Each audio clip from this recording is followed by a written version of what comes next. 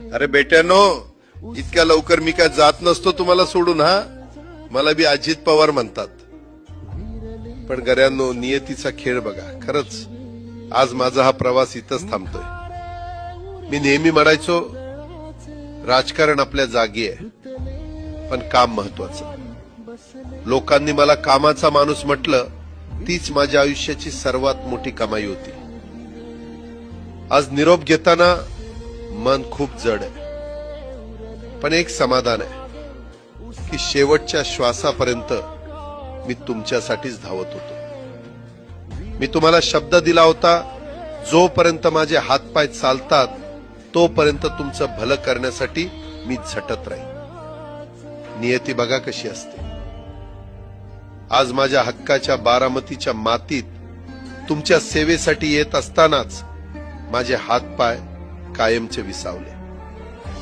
पण मला अभिमान वाटतोय की मी रिकाम्या हाताने नाही, तर तुमच्या कामाची फाईल छातीशी धरूनच या जगाचा निरोप घेतोय. शेवटच्या क्षणीही माझ्या डोळ्यासमोर फक्त तुमचा चेहरा होता. माझा स्वभाव थोडा रोखठोक होता. कधी कुणावर ओरडलो असेल, कुणाचं मन दुखावलं असेल, पण माझ्या त्या रागामागे फक्त एकच तडफड होती की माझ्या सामान्य माणसाचं काम झालं पाहिजे.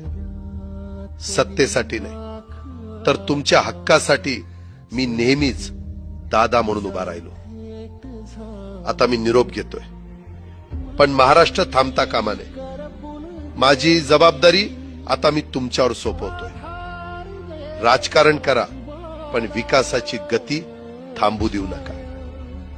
जाता जाता माझ्या शैलीत डोळे पुसून शेवटचं सांगतो, आता रडत बसू नका. उठा आणि कामाला लागा.